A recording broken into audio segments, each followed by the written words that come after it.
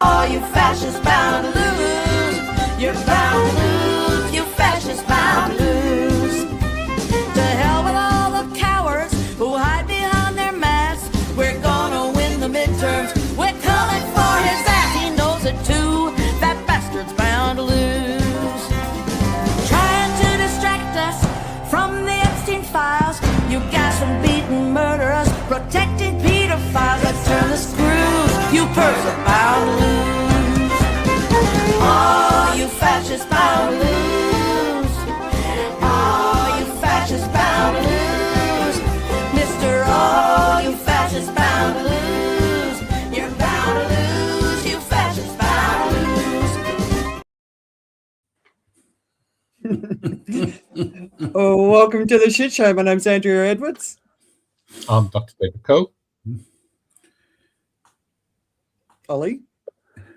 I'm Oliver Gill. And bottom right, you have me, Richard Basalato, live from France today, thanks to a long weekend. Yeah, of course it's yet overnight. yeah, long weekend. We don't do public holidays, do we? Now, we also have a very special guest coming, and we hope he comes. But in the meantime, while we're waiting for him, so Bette Midler, I don't know if you've noticed, she's doing some really, really cracking stuff on social media, and she recently released that song. So it's the only one I was able to sort of download and add to the thing. But I figure we shouldn't do Lego videos every week. That'll get a bit dull, right? No, the Danes have enough promotion as it is, I think, and we do love a bit of that. She certainly is a character. Yeah. No, she's awesome. So Ollie, welcome back. Thank you, Andrea. Very good to be here. Yeah. So I now call Ollie the waterman. So when it comes to the water, the dams, everything that's going on around the world, he's the guy that knows it. Well, it's mostly memory, but yes, I seem to have a very good memory for rivers, but I've got a feel for it as well, and lakes too. It's a fascinating subject that just seems to grow and grow. Yeah. All right, so we have a very special guest today called Jan Omsont, and I really struggle with the pronunciation of his surname, but he's not here yet, so I figured rather than hanging around and waiting, let's get stuck into the global economy, because there's a lot going on.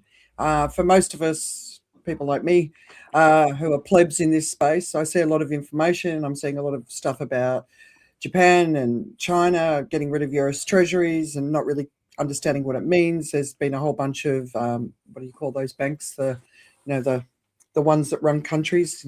Richard will Central banks. That's it. That's them. I know a few people that work for them. I just had a blank. They've been meeting this week, and I figured, Richard, do you want to kick us off and just give us a state of what's going on with the global economy and what we're in for when we look ahead towards the end of the year? Yes, I think we're coming to the end now. A month. We have had a full month, i.e., April, where the world has. All the numbers have basically been aligned for the full month of conflict. So everything should filter through. There should be no longer any doubts about whether these sentiment surveys were picked up before the war started or after. So early in the month, you get sentiment services for manufacturing industry and service industry globally. They will now reflect the full impact of what's happened in the Gulf, and they're starting coming out today. But because it's basically a holiday in most of Asia and all of Europe except UK, they will not come until Monday. And you now had also some data out of the US, which is the Federal Reserve's preferred measure on what price pressures are doing in the economy, which came yesterday, and it came above expectations. So you kind of feeling now that very much you are probably not even close to midway in the ramp up of price pressures that are resulting from what's going on. And I can't remember the last time that all the most important central banks in the world met the same week, because this week we had the Federal Reserve meeting for the last time under Jeremy Powell before he steps aside as the governor of the institution. You had Bank of Japan, you had ECB, you had also the Bank of England and the Bank of Canada meeting the same week. None of them changed rates, but they had very different messages about what they think will be the most important factors here. Is it price pressures that's going to force them to hike rates very soon? ECB are saying that to your face, rate hike is coming in June unless energy prices comes down. It feels like Bank of England is going in that direction. And only 2-3 months ago, we were discounting 2 or 3 cuts this year in England. The Fed is very much sitting on the fence and probably the most dovish of those. And I think they would be very, very hard pressed before they actually start hiking rates, because the political pressure in the US is enormous on that institution at the moment. And then you have Bank of Japan, who would love to hike, but somehow can't really pull the trigger. But what they did overnight, and hence it was quite a volatile night, was that they decided that they don't want any more currency weakness. And that's a very important signal for financial markets, that the yen is no longer a free currency to beat up because Bank of Japan thinks you've done enough. All right. It's David? a world. Yeah. David, do you want to jump in? Yeah, I think, I've been having this kind of sense of foreboding for the next 6 months, basically. And as pre-show, we were talking about this, and I think this applies almost to everybody around, except for a few, in that what happens with the idea of, kind of people talk about the trickle-down economy, how, as we get better, benefits kind of trickle down. What actually happened is a hardship and pain cascades down. So that comes pouring over and starts hitting everybody at the bottom and kind of piles up and floods and drowns them all. And whether it really trickles down or not is a decadal kind of issue. And I actually don't think we have those decades because of what Jan's going to talk about most, which is that, we are making our life harder when we consume almost twice what the planet is able to regenerate every year. That means that we're taking things out of the storerooms, out of whatever we have in store. So the next year gets harder. And so that trickle down past, we've gone past the possibility of trickle down as well. So what Richard is talking about, I think that the worst thing that can happen is that the central banks keep interest rates low. That's really contrary to what people expect. There is going to be a lot of hardship. There is going to be a lot of pain. There's going to be a lot of suffering. And we need to have that fortitude, patience and fortitude to ride through that. I think I remember back in the late 1920s to 1930s, during the Great Depression, the then who was the mayor of New York at the time? I've forgotten his name now. The lions. Oh. He named the 2 lions outside the central library: patience and fortitude. And he's saying that's what we need. Naming them patience and fortitude. That's what we need to bear in mind as we go on through. We are going to find, prices go up. Aluminium, 9% of the world's aluminium comes through the Gulf of Iran. Aluminium is in everything. It's a metal that's used in everything. Oil you think is a source energy, and we talk about all those stuff, but there's so much more that goes out, like helium, another one of these things that we actually need in everything. And as prices go up, it trickles down into the way, or it cascades, the pain and hardship and pain cascades down in ways that we don't really understand or anticipate or can predict. If you are a manufacturer of medicines, what happens is you're going to have to decide which ones give you the most profitability. And you're going to switch to those. So you're going to find that the medicine that you actually may depend on to live will not be made, because some other form or some other thing is going to be the ones that's used. This goes even in simple things like whether it's in a tablet or in a capsule or whatever form it is. And there's a huge difference between the medicine that's in a tablet and a capsule. Because if you need 25 milligrams tablets, and if they only make 50 milligram tablets, you can split that in half. but you can't do that with a capsule. So even when that changes, you can be in real trouble. And there are a lot of kind of mental health tablets and capsules that like that, where the dosage is very sensitive. And those kind of things cascade, are part of that cascade that we don't think about, but that's what happens when the economics starts taking over from what the intentions that we want to achieve. And that's coming on, and that's what the story that Richard is describing about the inflation that's feeding through. And that's how that feeds into you. It's not just the way that your prices may increase. It's the actual things that you need every day, because the manufacturers of it, when seeing their cost increase, will shift their production from one thing to another. Yeah. It's really I'll just jump over. It's really frustrating. I've been obviously sitting out in Asia. I'm paying attention to the impacts out in this region, right? And it's the poorest suffering the most. And I saw it during the pandemic, and it really hurts my heart. But I was watching a story out of Australia. So the milk producers, they don't know how they're going to be able to deliver the product to the customer because of the plastic bottles. And we've seen one of the refineries in Australia go up in smoke. Like there's been many refineries around the world going up in smoke beyond the war. And you sort of think like a country like Australia, where, you know, the price of milk will increase. It's good for recycled plastic because now that's cost effective. But it's a frustration that I feel in these wealthy countries where those steps weren't made before to go back to sustainable practices like glass bottles and all of that sort of stuff. But then you come out into Asia where a lot of what people buy is micro sort of products. So they don't buy a big box of washing powder, they buy a little sachet because that's all they can afford this week, right?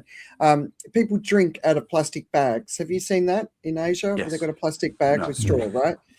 So a plastic bag that you get your drink or your sustenance from, that the price of that will increase. In Thailand, it's one of the biggest shipping industries, fishing industries in the world, and the boats can't come out because they can't afford the fuel. But there's also less fish in the ocean because the oceans are warming, and so the fishermen are basically saying, "I'm just going to go and become a day labourer because it's not worth taking my boat out." Now, the positive about this is we could see a resurgence of fish in the ocean, which will immediately be extracted once the fossil fuels come down. But those people who earn their money in the fishing industry obviously will have less of an income, less ability to feed themselves, and their basic things like fish or plastic bags for their drinks, everything goes up, and their salaries are so low. Like people in wealthy Western countries do not understand that people live by the day, not by the week, not by the month. They live by the day, you know, in a lot of parts of this world. So a lot of people in wealthy countries also live by the day, and too much so, yeah. People don't actually, you know, when people look at the globe and think about, you know, the separation they make between the developed countries and the developing countries, the biggest problem of doing that is actually this makes it not possible for the people to feel that they are together, because there's so many people in the developed countries which are on subsistence level. And the subsistence is different because the kind of basic cost and everything very different. It's almost impossible to make anything yourself in a developed country. Yeah, it's structured into that way. So this mechanism of exchange where you always need to end up back on having some money, and therefore your day laborer is equivalent to that gig economy worker, to that kind of, you know, casual worker on 0 hours and all the rest of it. Is all prevalent through. So it will hit them in this way too. Yeah. And I unfortunately, what happens with the fish is that there are fewer fishermen, but those that's left is catching everything that they can. Yeah, exactly. Yeah. So the reprieve for our planet is not really there. And of course, the other reason why I have this strong foreboding is that we are going to go into this super El Nino. Yeah. And we are going to end up having all of the food export bans that are going to come from that. So, really start preparing, and this is the aspect about patience and fortitude. This doesn't mean patience and fortitude doesn't mean do nothing. It means that actually giving yourself that agency and time for you to be patient with yourself and the fortitude to keep trying different things. Yeah. And that's what the patience and fortitude there actually are. That's why they're the two lions and not two sloths hanging up. Yeah, I'm gonna ask Ollie. I'm totally with you. I think in having lived in Asia since 2003, so a really long time, right? The one thing I always see is the resilience of the people in this part of the world.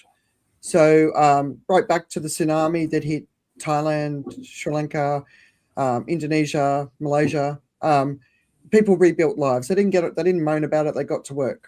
And then during the pandemic, living in Phuket at the time, I saw people go back to nature. They went back to the ocean.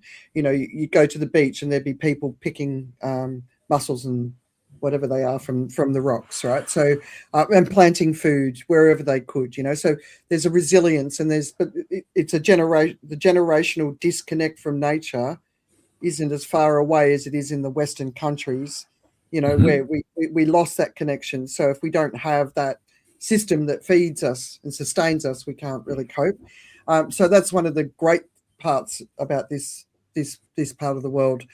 But there's other sides of things that happen when poverty increases, violence increases, sexual violence, slavery increases, all of those sort of things start to happen too. And we saw that in the pandemic as well. But Ollie, what about you? What are your thoughts? Well, I'm no wizard on the money, but I do see the determination of the two lions, if you like, and certainly when you mention about the resilience of people in the in Asia and so on, going down to the beach, picking up mussels. I mean, we used to have that in England. People used to pick up coal off the beach up north. And when they were broke, it was just, you would just do it. You would just go out and get coal. Or you would learn skills that you could keep and use as well. I mean, anything. It can be anything. It can be obviously the traditional trades, or it can be embroidery, or it can be anything that you can turn your hand to and actually make some money out of is, I think, in developing worlds, in some ways more than in developed worlds, more than developing worlds, where they've got the knack, they've kept the knack, and they know what to do. They're brilliant at it, as you can see, because they make everything. But in the developed worlds, if you can keep a trade of some sort, if you can learn a trade properly. I mean, I did stonemasonry, done it for 35 years. Absolutely brilliant. I could make a living from it. I could do stuff and do other things as well at the same time. Like here I am now, and it's so worthwhile to be able to have those skills, to be able to turn your hand to. People clamor for you. I mean, they clamor all the time for me to do stuff. So if you can keep skills, for goodness sake, get them under your belt. If you've got a trade, just hone it and make it better and use it as much as you can. It will always be in demand. The idea of being completely, as David was just saying, absolutely at the behest of the market the whole time for everything is very unhealthy and very actually quite dangerous. So the best you can do to keep away from that, I think, just do it. It's sunny today. I can go out today. I can cut stone. As long as I have power. If I don't have power, I can still cut stone. It's a bit slower. It's a little bit slower, but I can still do it. So keep with the trades and good luck. I've actually one of my customers' neighbors yesterday were Malaysian. I thought, I think these people are from Indonesia or Malaysia, because they came out in their fancy robes. Last Friday, I think it was actually that they came out, and they were I was able to walk them a little bit about El Niño, because they were going back to Malaysia in late October, and I said, "Oh, fool, you have to be careful." Just about when it's going to kick off, you know. Yeah. So be careful. Make sure you've got a little bit of aircon. Make sure you've got plenty of fluids and all this stuff, and be aware that it's coming. And yeah, she was quite unaware of it. Wow. So Really? Yes. Oh yes. Oh. Yeah. I know. Yeah. I'll tell you, like when you live out in Asia, when you hear people from Asia complaining about the heat, and of course every country's got its complaining sort of culture, but the consistency of complaining, and so the hot season for where I am in Singapore, which goes into Malaysia, is now, and it's been unbelievably hot, you know. But the next hot season is October, November.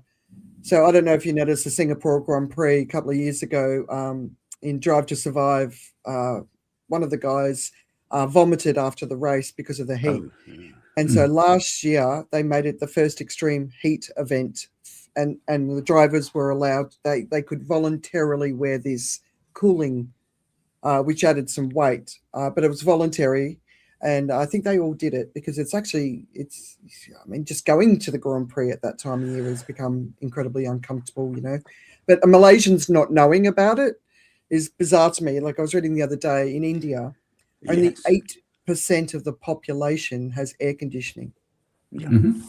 And if everyone got air conditioning, which they desperately need, the grid is nowhere near capable of sustaining that level of energy requirement. And you look at the extreme temperatures, and we're in May now. We're not in June and July in the peak of their summer and the peak of their heat. So I'm terrified by what's happening in India right now. And you know, there was a piece I put up on the news site, which is India has all these forests on paper, but they don't have them in reality. So basically there's this one story about the tech industry. This whole area, all the forests are being chopped down so they can build these tech hubs, which are great for the local community. They're great for the pockets of the government officials who are approving these plans, but they're chopping down their forests, and they're moving into these extreme heat events, and their entire cities are being designed on Western architecture with lots of glass and lots of bricks, and without the flow that they had before. I shared a photo that Steve took in New Delhi where. And you see this all the time in Asia. These, you know, like in Thailand, this road we used to take the boys to school. There was always these water buffaloes. Sort of. Have you ever seen a water buffalo? They're sort of in the mud all the time, right? And it's kind of one of those animals you look at and you're like, oh, you know, why did creation create that? But they obviously have an important role to play in churning that mud around, right? And then these developers came in and they built on top of it. And you could see around the edge of the development, the water that was coming out. So eventually that will start to sink. But that lack of respect for that, because the water that's in the earth in that way actually participates in cooling the local environment. But right across the region, there's this incredible, you know, destruction. And, you know, when people sort of say to me, you've got to be more hopeful, it's like when you're out here and you see what's happening, you know, like those big floods that killed lots of people in Indonesia, the towns that got impacted by that are also benefiting from the jobs. The local officials are benefiting in their pocket. You know, the systemic corruption that leads to the decisions that are being made. The Nicobar Island in India is building this big new thing that's going to chop down lots of forests, pristine. You know, it's like it just keeps going on and on. It's like the wrong decisions keep being made, and it's very hard to have hope when you just constantly see the government decisions that are being made, which are making it worse for their citizens. At some point, the citizens are going to say, "All right, we've had enough," and it started. But I don't know. Anyone got any thoughts? Well, just on that, very briefly, there is a small silver lining to the forests that are being cut down, in that what generally satellite imagery shows when it tunes into forest fires or cut forests. It shows the cut forests and it shows the burnt forests. What it doesn't show in the imagery is forests that are naturally regrowing in zones and areas all over the world. So it's very, very poor at picking up the information on these, let's call them wild forests. Some of them aren't necessarily all wild, but many of them are wild. The obvious example that comes to mind is in Russia, about two times Belgium in size has been abandoned by farmers. They've basically just walked away from it, or gone elsewhere for other work. God knows, probably ended up in Ukraine dying for all I know. But the thing is that what is left behind is regrowing as wild wood and wild forest. It is really regrowing, and nature is taking over. It's just one small example of it. But it's things like that we don't really get any information about, and at the same time, because there's a lot of bad news out there, the better news that is, if you like, is filtered away, is kept. Oh no, we don't want to hear too much good news because we're too busy on the bad news. So that's one example. That's twice the size of Belgium in literally new forests growing. The stats on this is not greenwashing, by the way. The stats on trees generally is that for every one that we lose, we're growing two. I don't know if that's gets through at all. It's quite a remarkable stat when you think about it. So yeah, is monoculture in that mix? No, because they're natural. They're natural regrowth. So I mean, they take time because they take so long to grow. Because they are natural, satellite imagery doesn't pick them up. It still thinks, oh, it's just farmland. You know, it's quite neat, isn't it? It's quite. It's a rather delightful. Nature is quietly getting on with her business. And out of sight. No, in plain sight, but out of sight. It's smart. So yeah, like I had a couple on that. So I got this field where it had been overgrown with brambles for a while, over probably like a decade or so, and I cleared it out, and partly because I like to use it, but partly because it's full of brambles and so on, and like tidy up a bit, and that's quite a terrible thing to do. In clearing it out, what I found was that there were loads of 2 feet high oaks that are growing, 2 to 3 feet high. They're basically protected by the bramble, which is why they can grow there, and they come out. And of course, as Ollie describes, if you're a satellite imaging, you don't see those things at all. They take time to grow, and they're actually what is part of the natural process, and they're sheltered by these other plants that you don't like.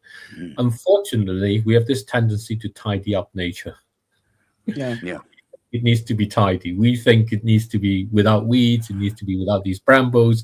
That's how we can get the other things to grow, and they can't compete along. So we've got this obsession with tidiness, which is not how nature works along. And that's part of the issue along there. And I want to bring up a couple of other things along because, the situation in India and other things. Last week I was on this conversation about the idea of how you can make money by leaving oil, gas, and coal in the ground. And part of the thing that came out, I think Andre made a comment about how Singapore consumes at a pace of 7 Earths, practically. And the issue is, if you take the Scandinavian countries, which rank top in a lot of the environmental lists, they consume between them as Norway, Sweden, and Denmark at a pace of 3, 4, and 5 Earths, respectively, in that way. And what that means is that for someone in India who is looking for ways to innovate, they're looking to the example of Singapore, the UAE, Scandinavians. But even if they were to cut down Scandinavians and the people there, their consumption by half, is still more than a planet.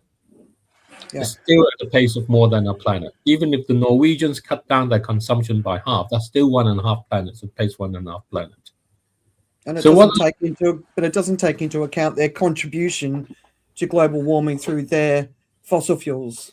Exactly. Well, but what that actually says is even if they were able to do that with whatever that they can then do, the model of innovation that the people in India, as you were talking about, if they all had the air conditioning and so on, cannot be along the lines of what these other sustainable and developed countries. Yeah. It will not work if they try to take any idea that comes from there as being the source. Yeah. And that's a shocking reality. And it actually says that the only way we can get through this is for these communities and regions, and for the young people and the old people, whichever across those communities, to discover ways that come from where they are, take advantage of those situations, and then propagate that across.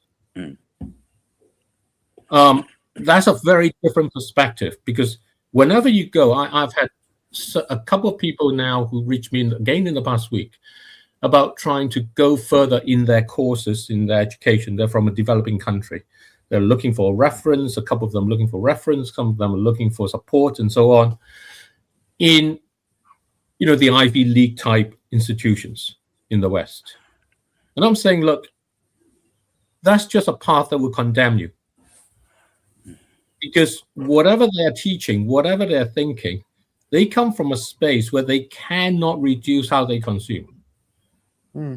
A 2007 study by an engineering class in MIT, one of the earliest studies that got me sort of thinking, found that the homeless person in the US consumes twice as much at that point. It's a carbon footprint that's twice as much as the global average. That was at that point.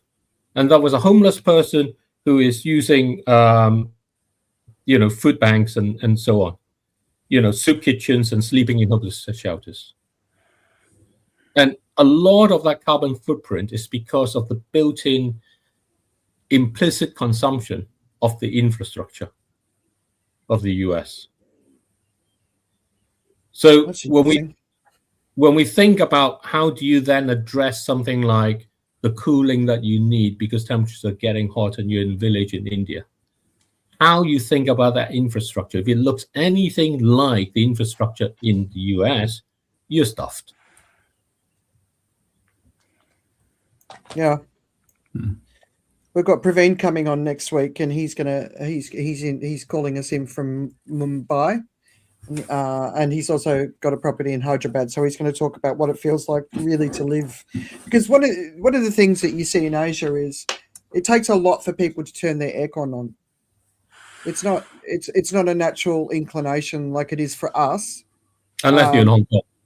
Yeah, if you're an Angmo like me, we need it, because it's just so extremely uncomfortable, the heat, especially right now. So when I do my carbon calculator, and Singapore uses the equivalent of 6.6 Earths, but the vast majority of countries who sort of measure in that terrain are in hot places, and it's because of air conditioning. But when you look at the air conditioning manufacturing sector, like the Siemens of the world, those sort of guys, the cheapest air conditioners that they're making are the ones that sell, right? Because they're cheap. The problem is they also create the most emissions. So to me, a really simple thing is no air conditioning unit should be sold that is emissions intensive. And those manufacturing companies, if they want to do the right thing by the planet, need to come up with solutions that are cheaper. Because I think even that is wrong. I think we have lost the understanding of thermodynamics. There are ways to cool using heat. Oh, yes. Because it's heat that makes it possible to cool. We have lost the understanding of thermodynamics. And our physics and our engineering classes are all about how we build advanced cooling systems that use energy that pumps in through electricity or whatever it is to go through these sort of things. But there are other ways. There's convection along. So I was having a conversation with a young man in Kenya who's talked, and we had this argument about where he was living. It was not an argument. I was shocked at this thing where they have these houses, kind of grass places, and we were just checking how high the roof is. Really high. I'm like, it can't be that high. Nobody will do that high. It turns out that what it is convection. It allows the heat of the room to rise. And because the heat has room to rise, it allows the part where you live in to be cool. So those are basic aspects of thermodynamics. We don't use heat chimneys. I've talked about heat chimneys, and I think that's, it's easy to create them. Yeah. And you can get a gush draft that you can come in. And then you've got this question, what happens when you get air coming in? Well, you can direct it, because when you get air going through into flowing fast through a narrow region, it cools, the temperature drops because it expands. That's thermodynamics. You get the volume of air to expand out, and then it cools because the heat density is being diffused along. So the heat spreads along in that way. We don't look at those things anymore. Yeah. Nobody understands thermodynamics. And we talk about the problem of heat, but the whole aspect of thermodynamics is exactly that. And that is 17th, 18th century knowledge. Yeah. Persian. Yeah. No, Persian. Absolutely. Yeah, the Persians. But we have 4,000. We have lost all that knowledge because we've grown accustomed to operating in a world we don't see as finite. Hence, why would I have to respect those boundaries? Because I can just do it. And that requires a complete change of mindset, accepting that you actually cannot do everything you would want to do. Just because you can doesn't mean that we can in the broader sense. And until that mindset starts seeping into people, you are going to go for the solution that you think is okay for you. I think we're on our way. That's the only thing that makes me hopeful. That and human ingenuity in general, because we can overcome huge challenges. But first, I do think things needs to get a lot worse to really shake us. Well, I think we need a couple of other things in that sense of being on our way. So I don't know if I talked about the Thrive Academy. So what I do has three elements. The Thrive Academy is one of those. And the idea there is, how do you actually innovate and how do you actually create your venture as what you are, based upon, without thinking about having money to start. So if you can go along and you can try out how you might make a heat chimney and get that to work. The real hurdle towards doing something like that is that experience and that credential that you get from the actual doing, what Oliver was talking about, picking up a skill and doing something with it, is not recognized if it doesn't have a certification from some association that you can't afford to be part of in today's world. It doesn't matter where you go anymore. When I was young, we used to go to a Chinese traditional doctor in Hong Kong, and there would be people who would help you set bones in that way, and their qualification and credential is that they are the people who do that, and people know about it and they recognize it.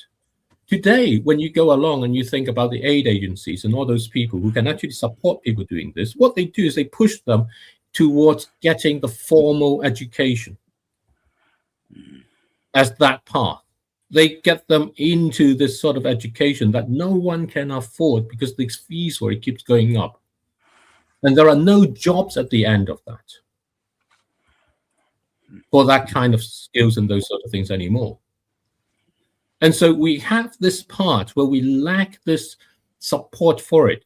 The biggest hurdle towards something like the Thrive Academy is the fact that people participating feel that no one recognizes their abilities and their skills. So it makes it harder for them to go along to find that moment where they can actually expand what they are able to do. Because they're always drawn by the fact that actually when they talk to someone, whoever it may be, they're going to say, well, where is your BSc from some institute. I don't know let alone you don't have one. Even if you did have one, I don't recognize that place. Yeah. I don't know if that's happened in Asia, that lack of qualification around like the traditional sort of Chinese medicines and the bone setters. That's still very much part of this region, without Because the Western qualification. Because China, interestingly, had developed its health policy with both of those as a professional level. Yeah. So the hospitals incorporate them. Yeah. The traditional Chinese medicine and the Western medicine. Outside of that, you find that traditional medicine tends to take on a back seat. Plus, there's this degree of kind of like, is it just, sniffing smoke or whatever it is that you're doing, right? That you may have there. But the overall tendency, India at the moment, most of the young people who are unemployed in India are graduates. Yeah. And yet most of the young people feel they need to be graduates. Yeah. And that's cultural as well, right? Right. And that's because most of the institutions don't really look at them unless they work effectively for gig economy in that sense, unless they're graduates.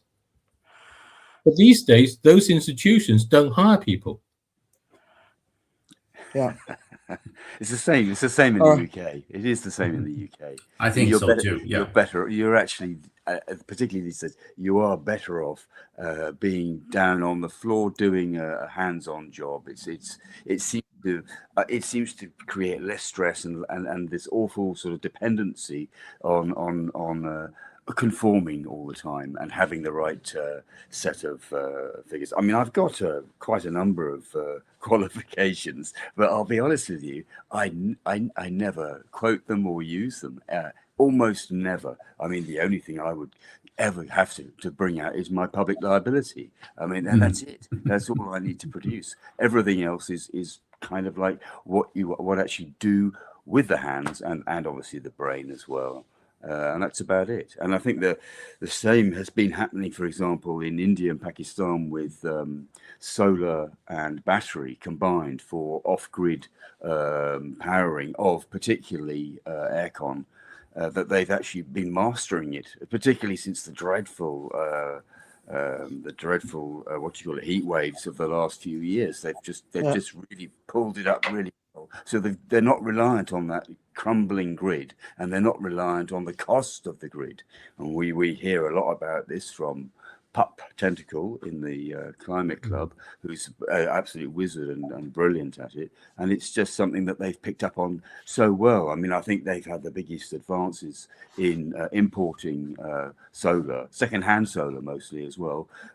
Many of the solar panels don't have they've gone well past their so-called sell-by or use-by date, and they're still perfectly fine. They're just, they're a fraction of the price for them, and they can just power up their solar and their aircon and anything else they need it for, and they do have, fortunately, most of the time they do have the climate for it because it's so bloody hot and baking hot. So yeah, it's good. Yeah, it's working well for them.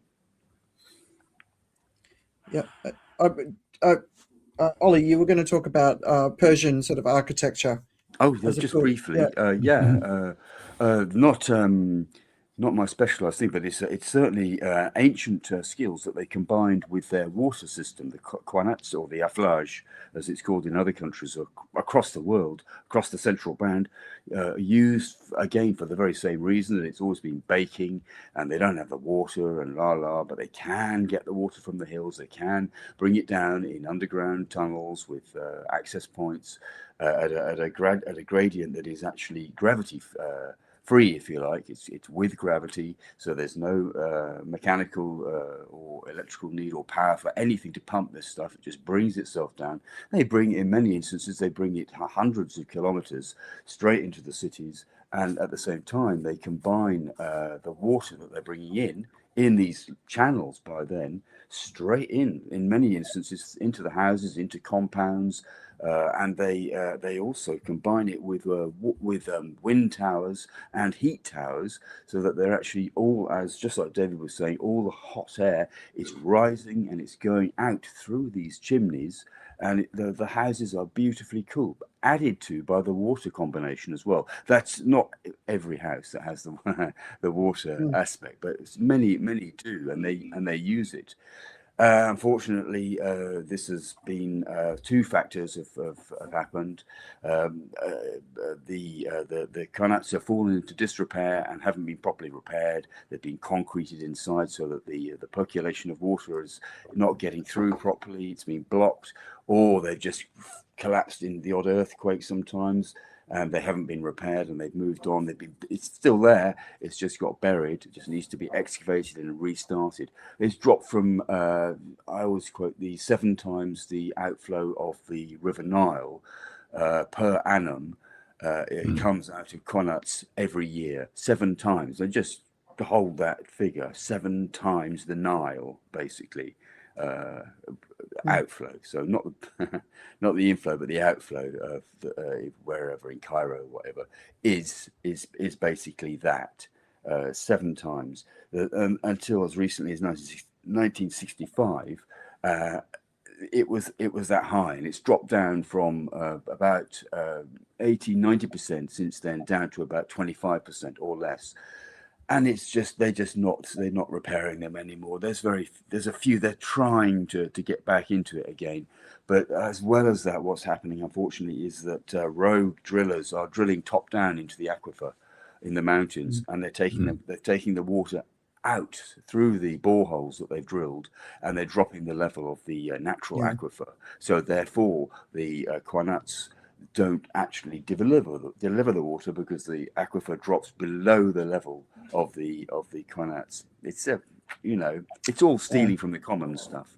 So the combination of the two is really worth going back to and really worth promoting again. I always keep banging on about them because I can't understand.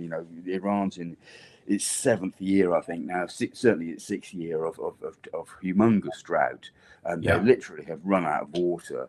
And they've got this wonderful facility that always provided them water in tradition going back 4,000 years. They invented it, for goodness sake.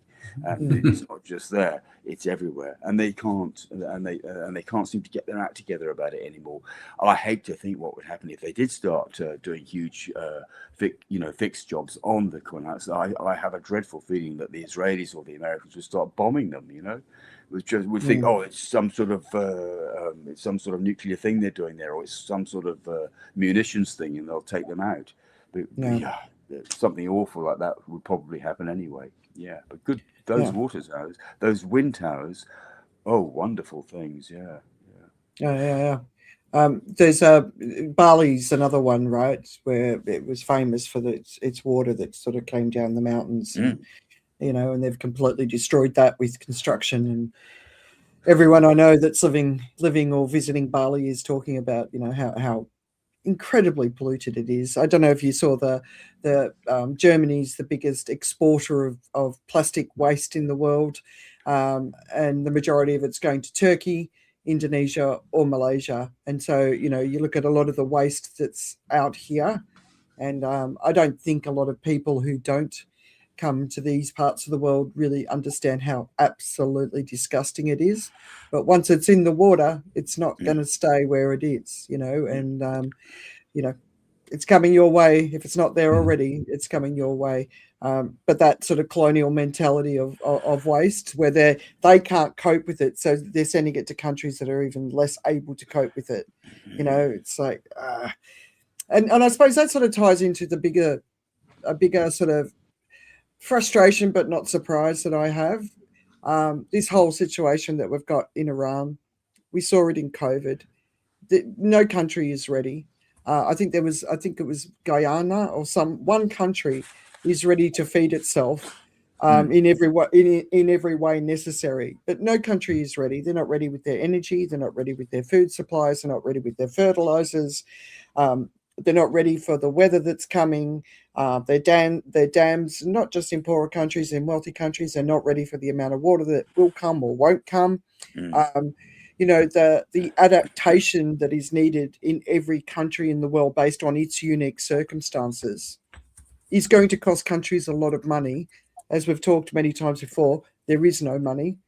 But at the same time, all of our countries need to get rid of it, and the governments who are leading us need to get ready for what's coming. And I think we've just had another big example of nobody's ready. Who wants to enter into that one? Richard, you're moving ahead. I'll start with you. Yeah, I think, and we have spoken about it before.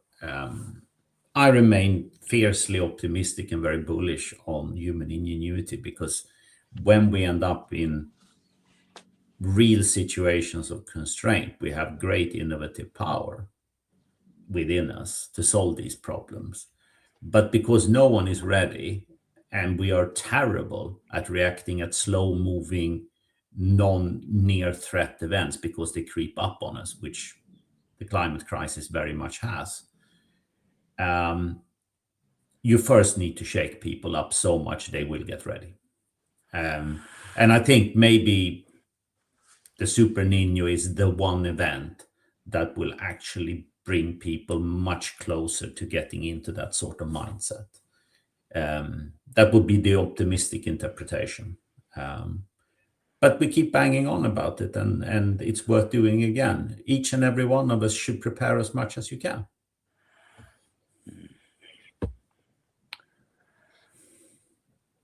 I think that there's two things I'd like to pick up from what you were describing, or what Andrea was describing. I think she's just popped off. One is quite simply that we are we have to accept that no country is going to be able to cope on its own. Our world and our economy today works in such a way that this is just not possible. Whatever it is that you may see in front of you, the capacity for that to be produced entirely within your own national boundaries pretty much means that you will end up using more resources than what's being done at the moment. Just think about, just even, pair of glasses, the material needed from there. If you have to create the entire chain of resource and supply to produce that within your own national boundaries, you will end up duplicating all the resource needs, and you will end up multiplying the energy required in a way that's completely out of the question. Yeah. So first of all, this idea that we all need to be independent and secure in that way is a fallacy. What we need to do is to work together. And for that, we have to find a way to get past the governments, because there will be no leader who, in their position of power, in a world in crisis, is going to be able to put other countries at the same level as their own. Because that's what it means. But each person, all of us here, many of the people listening, all the people who are not and are thinking about all these situations, are very willing to be in some form being together in this citizenry that we are. So we have to, there has to be a different kind of political dialogue that actually isn't about how the nations come together, because the nations themselves is what's fragmented the planet. It is about us all coming together in that way. We have to think very differently in that way. That means that it is not the current, Ivy League, what I was saying earlier, these esteemed institutions, that is going to be where we look to. It is everywhere that is where we look to for our support and help. Because what they're going through, if nothing else, is going to teach us that mental fortitude and patience for us when it comes to be our turn to face those situations. And we are going to face them. It is not going to go away. I think, unfortunately, people do not recognize climate change as an issue. I went and had a medical appointment. I was talking to my doctor, who was asking, what do I do? I said, I help people personalize climate change. I've been thinking about saying that. And actually, what her reaction made me feel I need to do that, because it was like, what do you mean? I was saying, well, for you, just your life's going harder. You're going to have a hell of a lot more patience. And she was like, no. this refusal to personalize the fact that actually you are going to face hardship and pain, not someone else. You are. Is what prevents us from actually embracing what we need to do and how we can go about it. We instead rely on this thing about, sure, human ingenuity will be there. The problem with human ingenuity is that you will be dead. Some other generation may be fine. That's the problem with human ingenuity. So if you actually want to be around, you need to do something about it yourself. You can't just go and rely on the fact that there will be some super AI that will come along and resolve everything. And maybe there will, but by that time, you will be dead. Yeah. It's sorry, I had to duck out for a couple of seconds, but you guys can navigate this tool too, you know. It's not just me. One of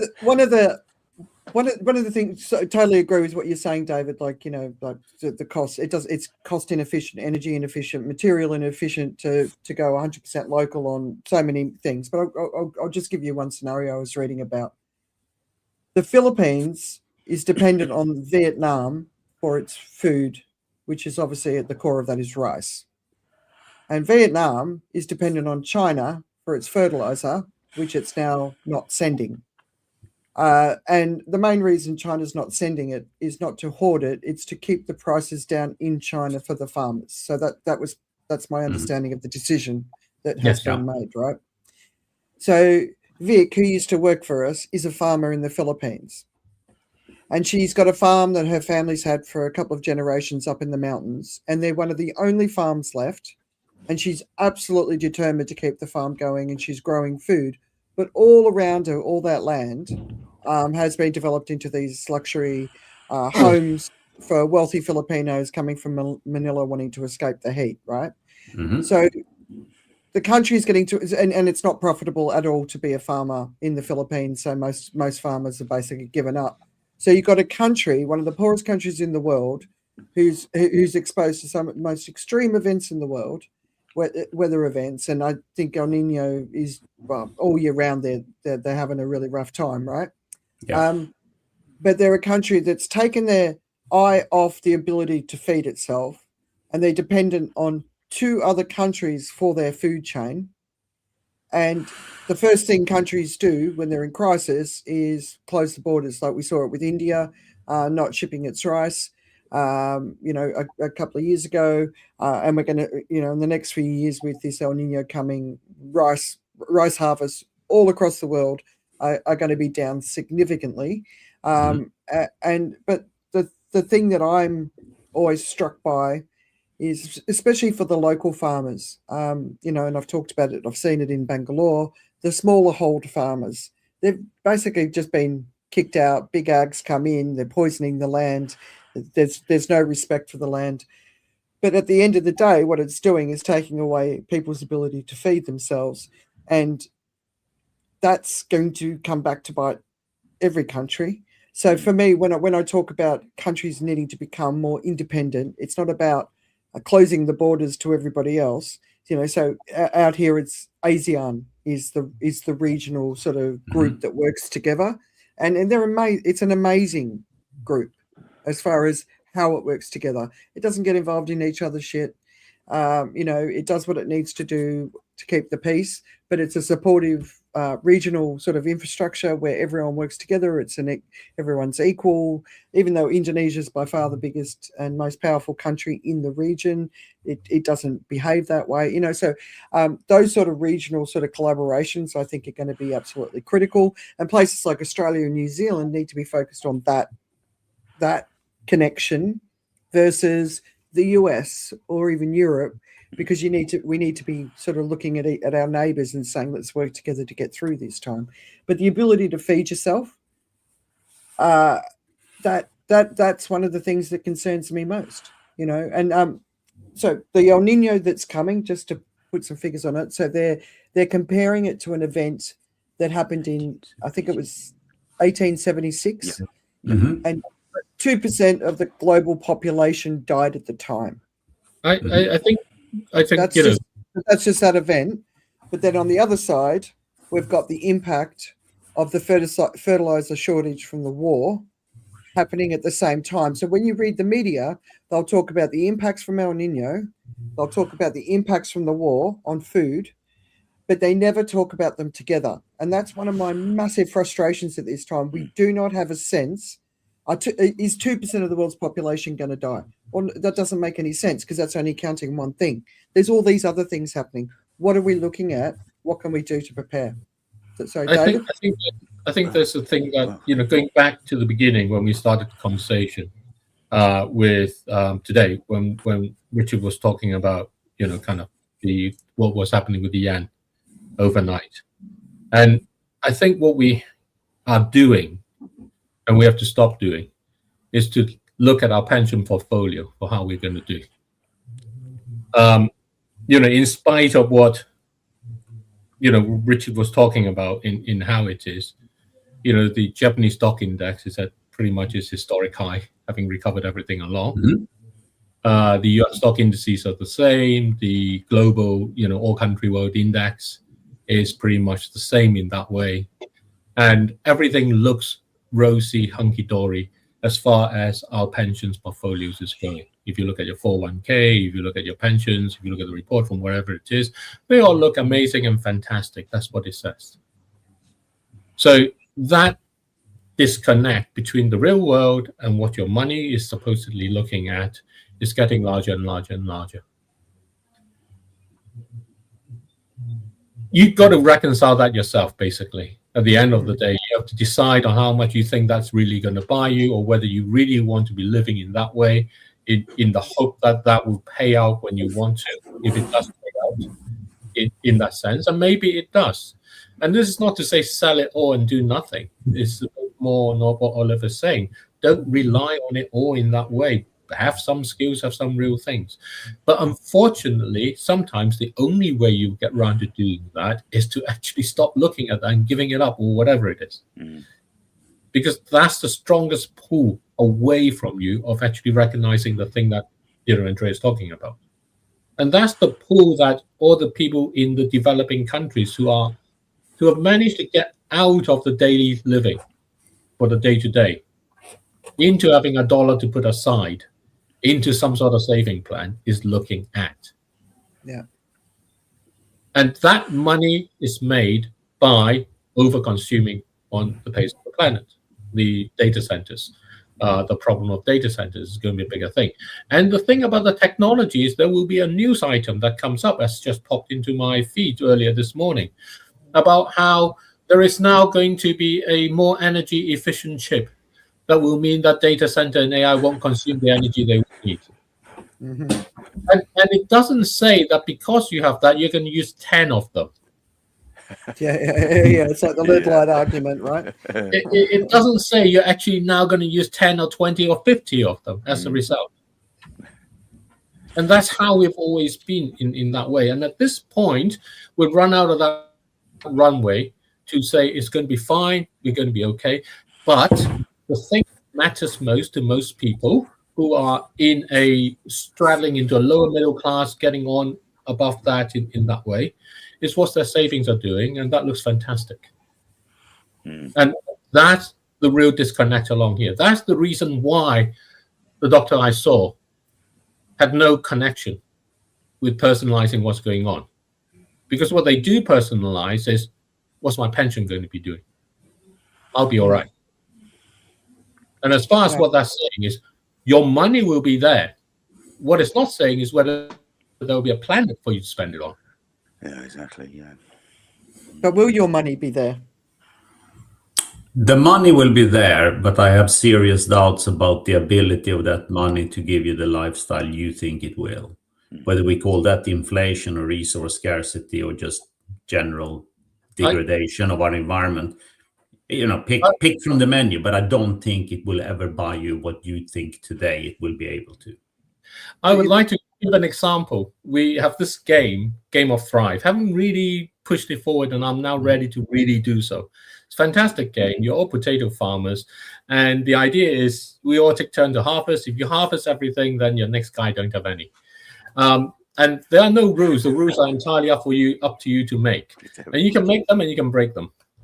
So we're playing this once, Richard and I, together with some other people, and I became Elon Musk in terms of my potatoes, basically. The next thing that happened is Richard took them all.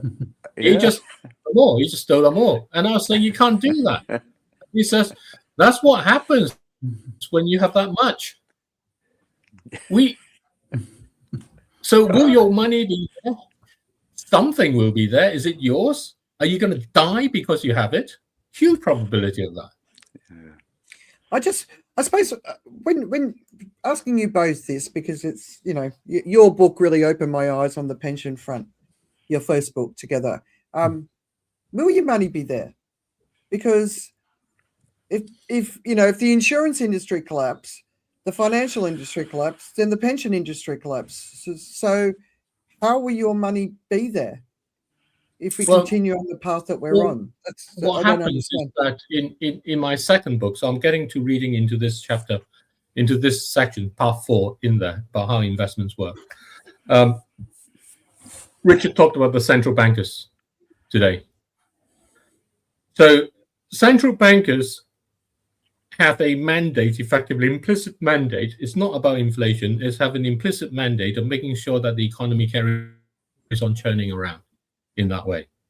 And what we saw over the 2008 period in about 2012, by the time it got to like 2010, 2012, was that they started pushing interest rates negative, which means that they were punishing you for being cautious about your money. You get charged for not using it.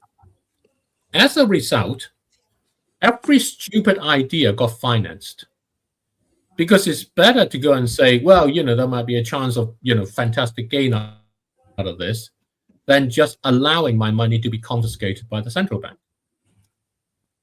So as the consequence of that is that period saw a massive kind of boom in consumption, in an asset inflation, and took us into the sort of world that we are in. So will your money be there? Nominally, central banks will do everything they can to try and keep your money nominally there. What Richard is describing is, how is my relationship of that money with the life I have? And what you're going to find is that it doesn't matter how much you have, you're going to find it harder and harder. And even if you are the likes of the mega wealthy, you're going to be so worried about your own security. That's my point about the potatoes and the game that Richard was playing. So yeah, nominally, the central banks, the problem of fiat money, and this goes to the Thrive coins, to the thing I'm talking about, which is not a fiat money, is a money that is based on how much we give back to nature, entirely on that. The fiat money is always going to be promoted in a way to try and keep it there. Zimbabwe, when they had that $1 trillion note, Zimbabwean dollar, when they printed that, the money was there. It was $1 trillion Zimbabwean dollar, but the relationship of that with your life is completely broken. And we are seeing, definitely those elements, right? So my favorite comparison always goes back to gold, because I happen to like gold. And I like gold not because it's shiny and beautiful or anything like that. It's because it's got a history of preserving wealth in some form. But most of all, your politicians and central banks cannot come and deflate it for you. And we think stock markets are at the high and real estate markets are at the high. But that's because we price them again in fiat money. And fiat money can be printed unlimited by the central banks if they desire to do so. But over the last 30 years or so, let's call it this millennia, if you bought real estate, you've lost 90%. If you bought stocks, you've lost 80% compared to just having bought gold back then and sit on it.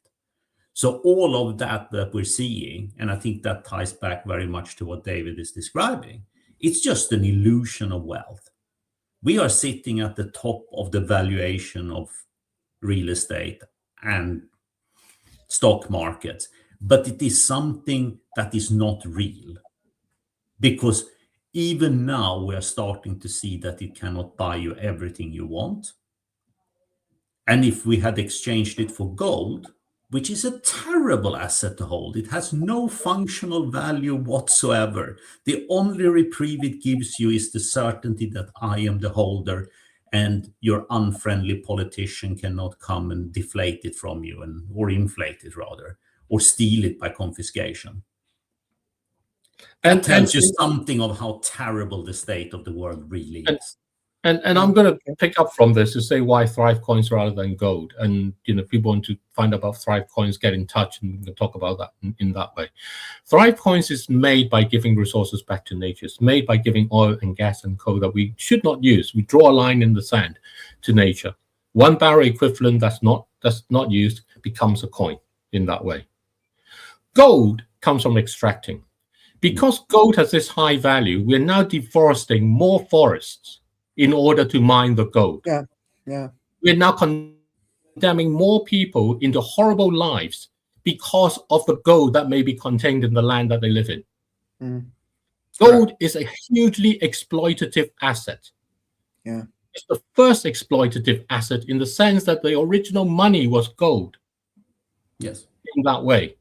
And so the higher the value of gold goes, the more we think of it in that way, the worse we will make our planet. Because when we mine that gold, we are going to go along and use more oil to go along and cut down the rainforest, because those chainsaws are powered by diesel in that way. So Thrive coins is the other kind of money that is about the intrinsic value of a planet that we respect and do not use. We give back to it. That's how we get genuine value. And with that, you can balance. You can now decide, you can either put your money as gold, you can put your money as Thrive coins. And in doing so, you put a lid on climate change, a little bit at a time, everything that you put in there. Or you go along with the fiat money and have it be inflated away in that sense. So that's why you need this other money that comes from giving back to nature first. Yeah. And I suppose, the other thing that sort of in the mix there is you also have to live a life in balance with the planet as well. So when you're investing your Thrive coins, also make sure you're investing any income that you do spend on not being in overconsumption in all of the ways that matter. Because the other side of things is about getting ready and getting countries, regions, communities ready is the politicians who are going to take us into this, right? So there's a lot of talk in the UK about Farage being the Prime Minister. In Australia, they're talking about bloody Pauline Hanson, most ridiculous politician that's ever walked the face of this earth, right? And one of the risks of the time that we're in, of course, is increasing authoritarianism, because everyone's looking for the strong man to solve the problems. And what we need teams of people who are wise and compassionate, and we need honest communication about the situation we're in and what it really means and the decisions that we have to make and how we have to make them together. And, I love, David, what you were saying about personalizing climate change. It's actually a very, very difficult thing to do for someone who hasn't spent any time thinking about it. Because when you start that journey, for the doctor, it's obvious you're going to have more heat stroke victims. So you need to know what heat stroke looks like. You need to know what the symptoms are and how to treat it. We're going to be seeing more and more people who are suffering from the chemicals in the environment and the microplastics in the environment and how that shows up in our bodies, in fertility clinics, in all sorts of ways, right? Special needs children who are being impacted by the environment that they when they're in the womb. So it's going to show up for that doctor in so many different ways, and for herself at home. But one of the things that people do is, over the years I've been trying to do it, is like close it off, right? Because they've got a dream, they've got a future dream, and that's what they're marching towards. And if you step in with that dream might not be possible, they cut you down so fast. They don't want to go there, and it's been one of these things I've always been trying to work out. How do I gently just move them just a little bit forward? Like, just don't buy 5 new items of clothing a week. Buy that many a year, for example. What do you guys, whether it's the political authoritarianism or the personalization of climate change? Let's get Ollie back on. He's on mute. He's been quiet. Let's give him a chance. I've got some building. I've got some building noise. They're doing the whole house next door, which is rather sad actually, because I looked after the place, and they died obviously, and they sold it off, and it's cheaper apparently to gut the whole house out. This is like a 4 or 5 story terrace house here in Notting Hill. It's cheaper to do the whole thing as a gut out rather than to to mold your life around the existing building in some way. No, they don't want to do that. Gut it out. All the massive resources spend that comes with that, huge amount. At the same time, it provides labor, it provides employment. But but for me, it's the amount of resources that are being extracted and fashioned and so on to actually fit out this house, which may or may not be lived in much, maybe might get lived in a couple of months of the year or something like that, if that. Just seems kind of crazy. But then the whole top up thing of if you like of use being outstripping supply in the world. It really is the 1%. We've always talked about the 1%, don't we? The 1% using more than about the bottom 60% or something, and then the 10%, which I suppose we're part of, filling in the gaps all around that as well. But it's yes, it's depressing to think about it in those terms, and I think sometimes the turn off. There's a turn on for for how bad it gets. We'll get people thinking. We'll wake people up, but at the same time, there is a huge sector of society that will continue to hide in that realm of things getting slowly worse and slowly worse. They will keep hiding away from it. There's no doubt about that. I'm not quite sure what it will take to actually drive them to actually make the changes required. And if they can do it individually, it does appear to me to be much more of a cumulative thing, a much more of a large community. Let's push the boundaries as much as possible. Let's get it into a much more of a global awareness and see how that works out. See if people actually sort of stop and soften up a bit and work out that we can only fix this together. Governments are never, they're just shit at it. They're just never going to really their act together. So we got to work it out together. I'm sure we can do it, but it's finding the ways and the means. One of the means of doing it is through the positivity, not hopium. This is nothing to do with hopium. This is something completely different. I touched on it earlier about the idea that because we're always fixated on the bad stuff, because it's natural to do that. That's what you see. That's what you actually experience in your way. You're more attuned to it than most people. That's why you experience it. But the good stuff that is going on out there is neglected, is ignored, and is going on. It's more, if you like, it's more pocketed, if you like, around the world, and it certainly has a fantastic variety. But it does follow the same traits usually. It's usually something. Like, for example, how can I think of this? There's an indigenous tribe in Wisconsin. I've got 2 wood ones, two forest stories, if you like, that are real things. One is the indigenous tribe. I forget the name of them, but they're in Wisconsin, and they basically they bought back their lands. I think they've got something like, let me see now. Oh dear, I can't get the figures. What I can get the figure right is that the one young indigenous woman is actually managing, I think, 200,000 hectares of forest, and it's basically the philosophy of that they have is that you walk towards the sunset, and you harvest the wood in that way. Walk towards the sunset. And then when you get to the end of the territory, as it were, you turn around and you walk towards the sunrise in the regrowing. They have a whole different approach to, for example, this is quite important actually. They have a completely different approach to burning debris. They will do what they call a cool burn, which is when they burn the debris during the cool season. And then they, because they have burnt the debris during the cool season, it doesn't get burnt up in the hot season. So the hot season, when it does burn, is not nearly so bad. It's a typical example of what they learnt in the LA fires, that they suddenly realized that this is what they should have been doing, is not clearing all the debris, not or even leaving it. Either one or the other is usually the usual practice, but they should have been burning it during that cool season in order to limit the burn during the hot season. And now they're doing it, of course. I mean, it's after the event, but they are doing it. So this indigenous, this tribe have got their own lands, and they look after them. There's a similar story happening in South America, where let's call them the tribe there, have got their own rainforest, and they are managing it, and they are growing agricultural within it, and they are obviously doing their own thing within it, and they're protecting it.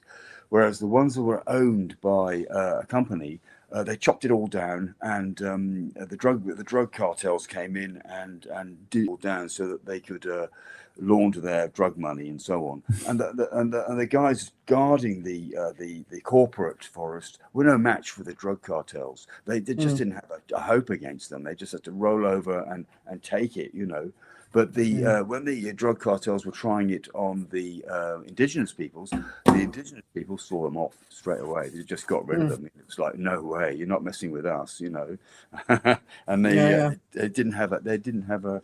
It was absolutely it was a perfect example, if you like, of old ways outbidding new quite easily. So there are stories like that going on all over the place. Another one, just very briefly, and this is more homegrown. This is, well, I say homegrown. It's in America. It's in the Appalachians, and this is going back to about 1850, 1860. They basically chopped down all the wood. They saw all this timber, all these beautiful trees, and they just chopped them all down, turned them into lumber, anything. It was like, this is fantastic. They chopped it all down. They thought, oh, we can grow stuff on here, and unfortunately, they found out when they tried to do agriculture there that the soils obviously were completely wrong. They were kind of rocky, chalky soils. They were just useless for, not even chalky, they were just Appalachian soils. And so they moved on. And these are the people that chopped down all the forests, settlers, basically, and then they moved on towards wherever, I don't know, California eventually, I suppose. But what happened in the meantime, when they'd gone, is that the acorns that they'd left behind, stamped into the earth or just lying around, they all started growing into trees. And this land was useless for everything, so all the trees just came straight back up, grew back up, and now they have they have 70. I think it's 70. Oh my goodness, at least 70,000 trustees who work their own land and their own parts of forest in conjunction, and they've rebuilt, if you like, the entirety of the Appalachians, basically. And now it's a wonderful, thriving, cared for environment. It's almost like they had to go through all this destruction in order to find themselves again, to come back, or some that have stayed, and to rebuild the whole area. And they've done it. They have done it, admittedly. So it's a positive story. Nobody ever hears about this. It never gets talked about. It's out there. It's all going on. And my if you like, my final word on this is, I think if there was more of this positivity advertised out there somehow, and I do think the media and I do think advertising, those two sectors which are just starting to move a little bit more, if they were powered up in some way that could actually, you know, blast out the better news and the shit news as well, you know, both together, then there would be a difference. I do think that advertising, in some ways, advertising more than the media. The media, yeah, sure, they're doing stuff obviously now, but it's the advertising industry, I think, that really can get under people's skin. They can really make people work. It just seems to, advertising seems to really kind of, you know, mess with people's brains and gets them to do things. And if advertising was moved towards better stuff, I know it's about money, I understand that, but if the money side of it were geared a little bit more towards, even just a little bit, even 10% more, we'd start to see a lot more change in this area of awareness awareness and action, awareness and, oh, what can I do here? Who can I, you know, oh, we can tell you people you can get in touch with and talk to. There's not a problem about that. And you can power up and you can get your strength through better community relations. It starts local as well, that's for sure. So yeah, that's it. Yeah, no. One of the things you were talking about is the coal burns, right? So I was talking to a fire chief. We need to get. I'll see if I can get him back on. In Australia, for example, there's not enough cold season left for that to actually be able to happen. And Australia is a completely different environment because of the eucalypt, you know, the oil and stuff. But there's not enough. And then, you know, and in the Hindustan Times. There's a report saying India may face 15 to 40 extra hot days annually over the next 20 years. And what I find frustrating about articles like this, and there's a couple more I want to share that I'm frustrated by, India's already basically lost its winter. So to me, when I read the story, it's like it sort of really understates the reality, you know, that we talk about a lot. The first chapter in the Ministry of the Future is about this place in India where all these people die in this extreme heat event, right?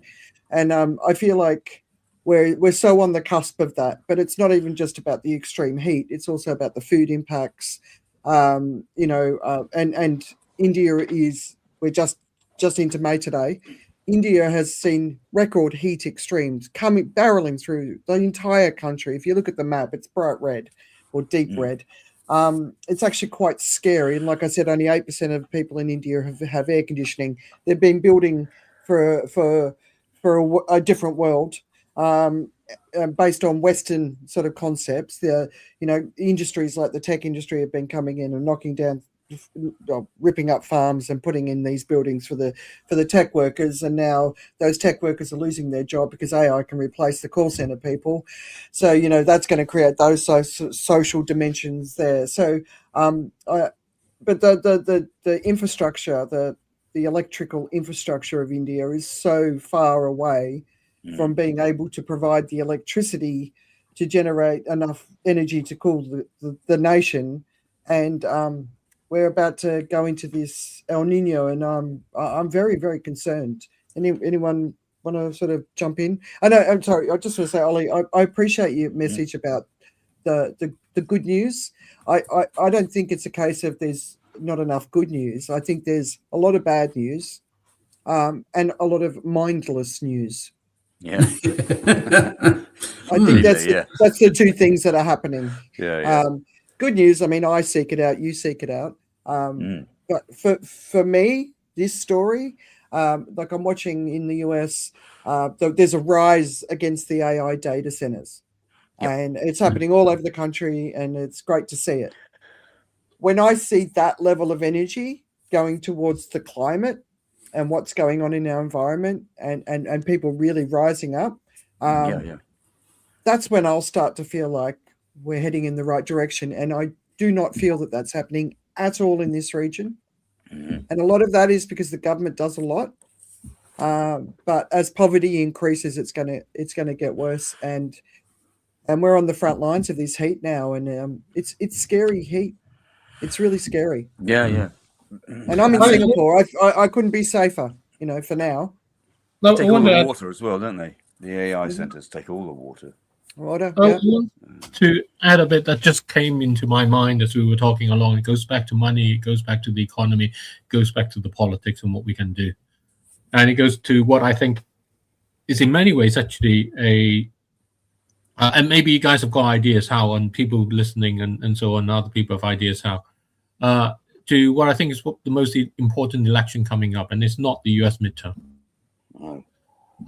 Is the presidency election for Colombia, which is in 1 month's time on the 31st of May. So there is the historic pact, the left-wing leaning party that is part of a petro and coal state, fossil fuel state, deciding to curb its own production in that way.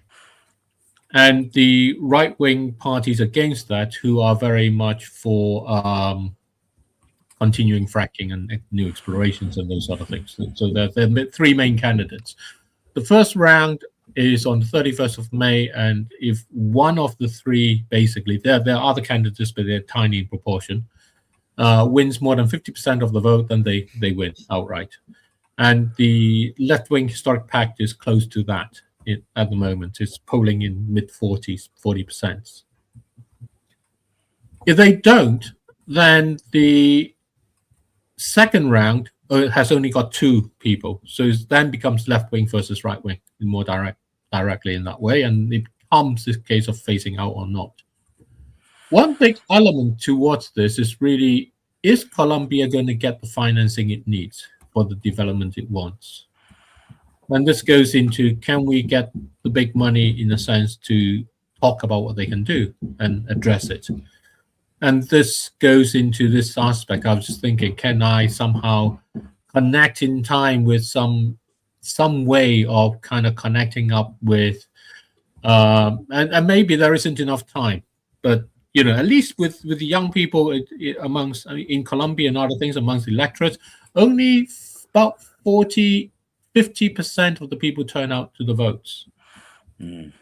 So there's plenty of scope for people who don't normally turn out. That's a possibility there. In connecting it, maybe that's the way to do that. About how, something like a nature's currency, Thrive Coin, and the conversations that we're having can actually be something that they can stand up and vote for in that way.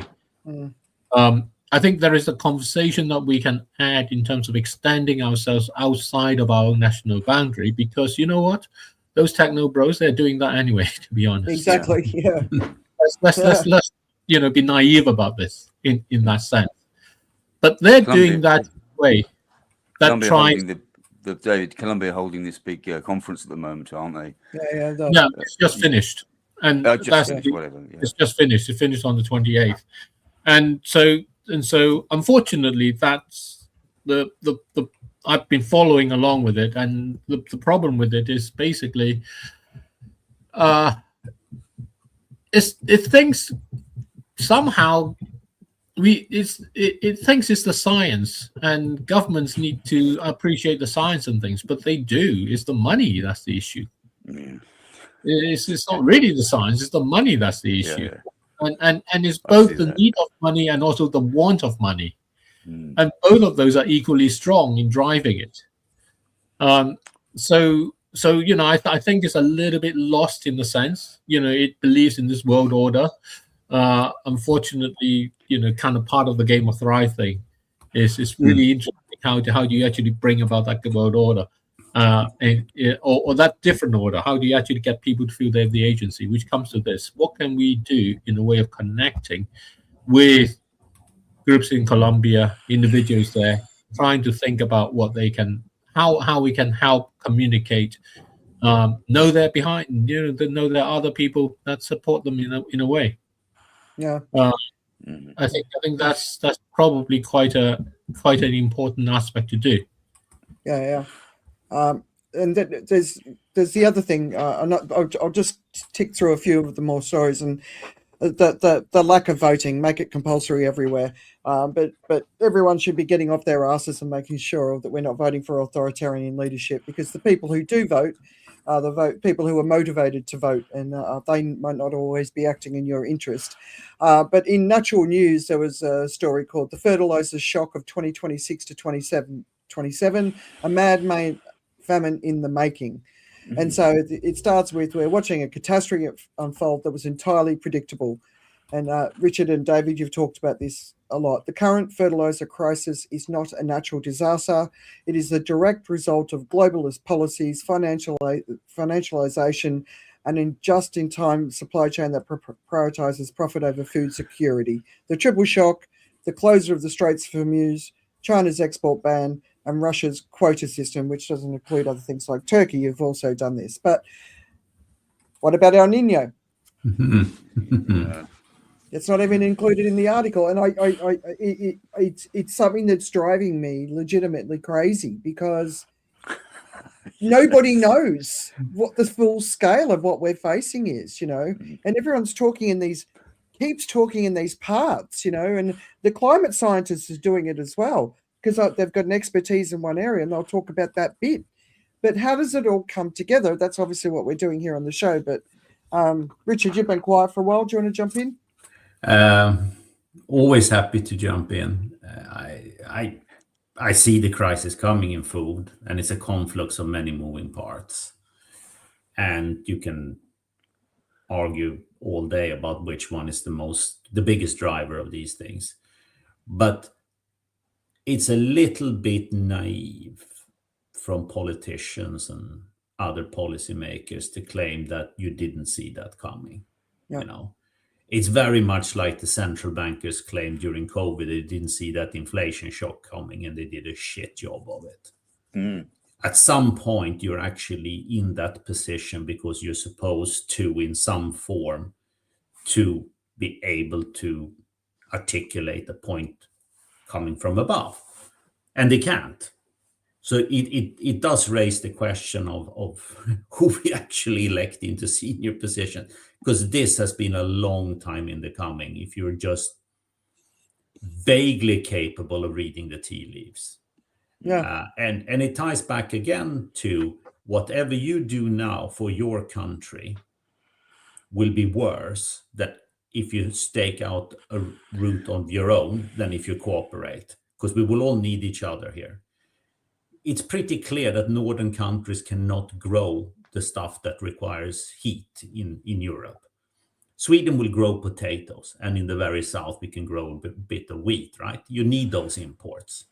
So the strongman call for saying, we're going to have food security, we're going to have energy security, is just a complete waste of resources, rather than making the economic argument for why we need cooperation and trade. And obviously it is a little bit scary when you hear and see in polls the amount of people who somehow thinks that actually tariffs is a great move. You know, it's just like, really, this is economics 101, right? So not hopeful, but I said that before. That's why I'm kind of an optimist in some respects. I think the world is ready for politicians who will actually say the truth to the electorate. You're going to be a bit worse off because of A, B, C, and it's mostly because you've been flying above the trajectory. You've demanded too much of the planet. You've demanded too much from your neighbors. You've mostly demanded too much from politicians who have obliged by running really shitty policies for decades.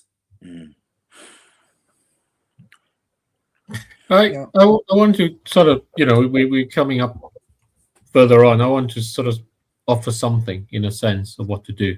So back to those two lines with patience and fortitude in that way. I think that when we look forward, if I have this foreboding about the next 6 months and so on, is I need to somehow prepare. I need to look after myself. And there's this thing I learned about first aid at the time. You go to a scene, you're a first aider, you go to a scene, someone lying in a, kind of like a pool of water, and there's like a open cable flashing around, bouncing sparks. What do?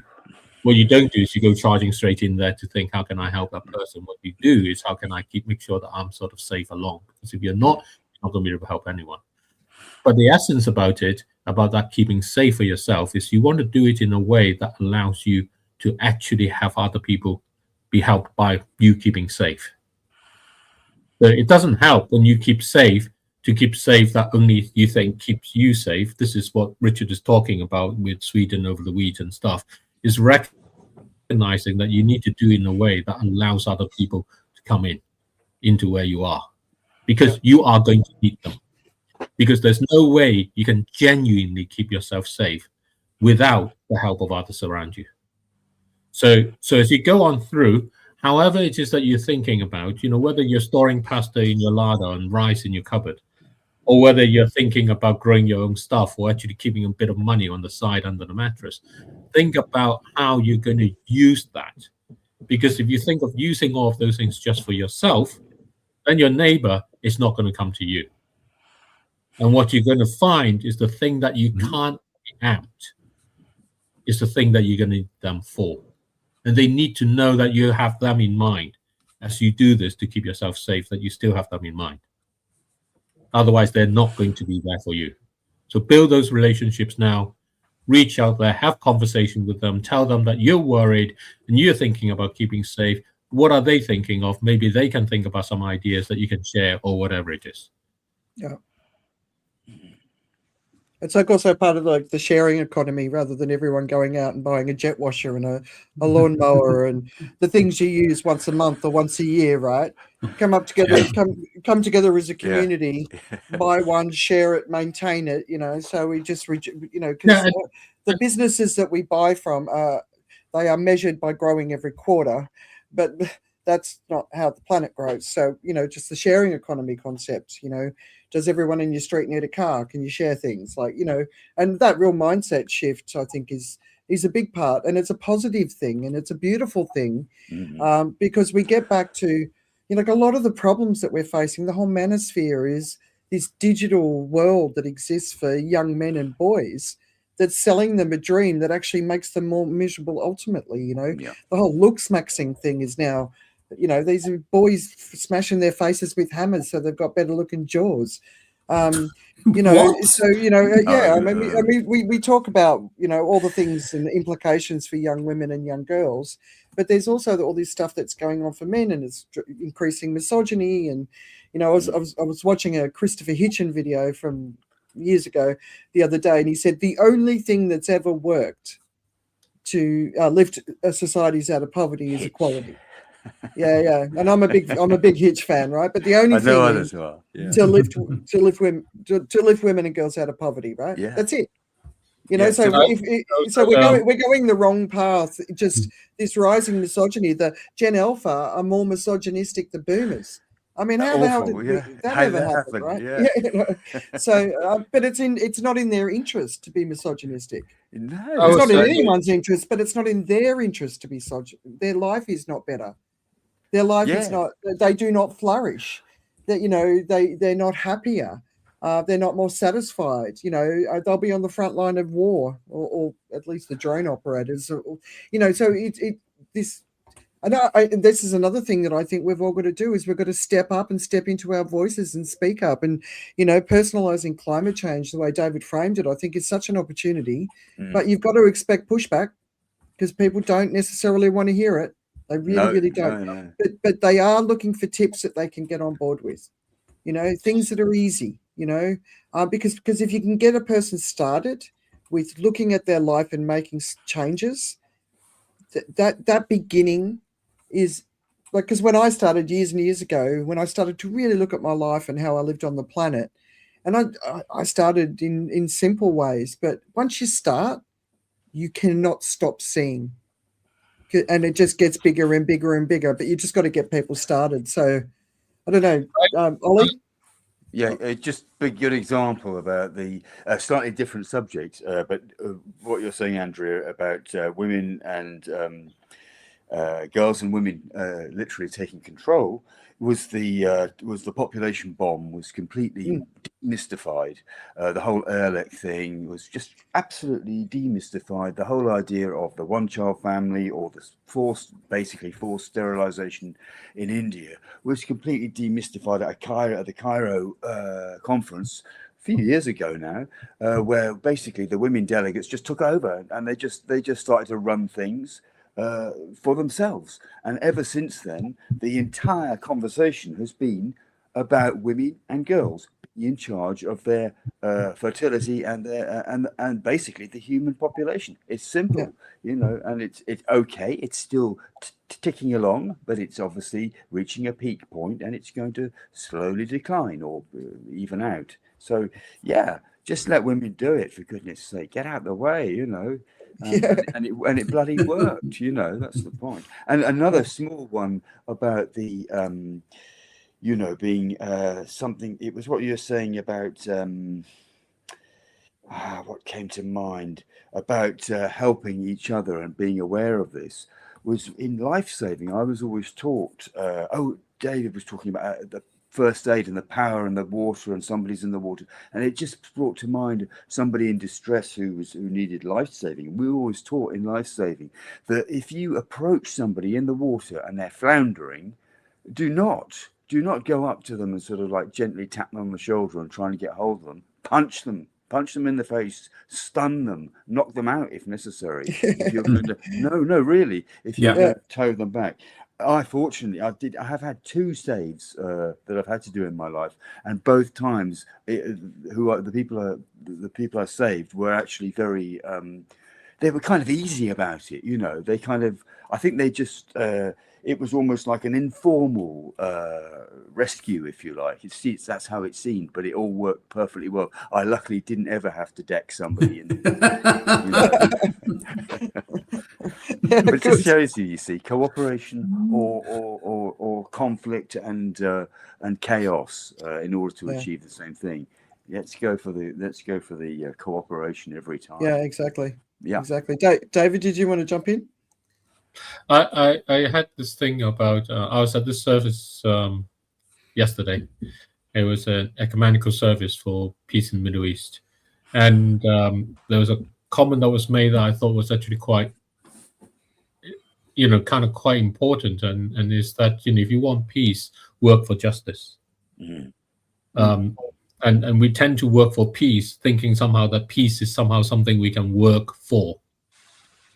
In that sense, but it's saying that actually, if you want peace, work for justice. Yeah, and I like that. I think that's something to bear in mind in our world. Yeah. All right. So I've always raised my boys that you never to panic. So especially when I was teaching them, I mean, they can't even remember. They were swimming before they were 1, but come on, they were raised in Asia. It's hot. But I always said, never panic. Never panic in the water, and then as they got older, never panic. Just calm down and make a decision. And I think that applies to everything in life. But another piece, rare earth mining. So a lot of countries are talking about securing their rare earth mining, but a lot of them are forgetting the environmental impact. So we've talked about it in the late last year. David and I were both sharing at the same time. In Mongolia, there's these whole areas that are basically just poisoned from rare earth mining. And it's the processing that it has the real impact. So in the Mekong Delta, which most people know, it's a name people are familiar with because of the Vietnam War. But I'm gonna mute you if you do that again, David. Basically, toxic rare earth mining is poisoning the Mekong, threatening global food supplies, and they call it the world's kitchen.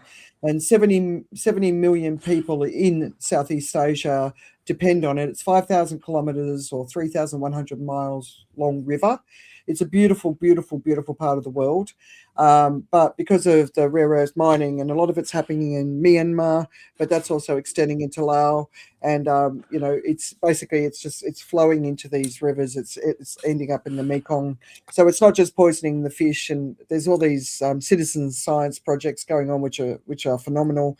But it's also going into the fruit and vegetable that's coming out of this region. So if you think of your Asian delicacies, pineapples, bananas, all those sort of things that you might have in your supermarket, it's got a lot of heavy metals in it, which include arsenic, mercury, lead, and cadmium, and all of them increase risks of cancer, organ failure, developmental harm, especially for children and pregnant women. So when we talk about rising populations and we need more people on the planet, what we're doing to the planet is also impacting our fertility, not just humans.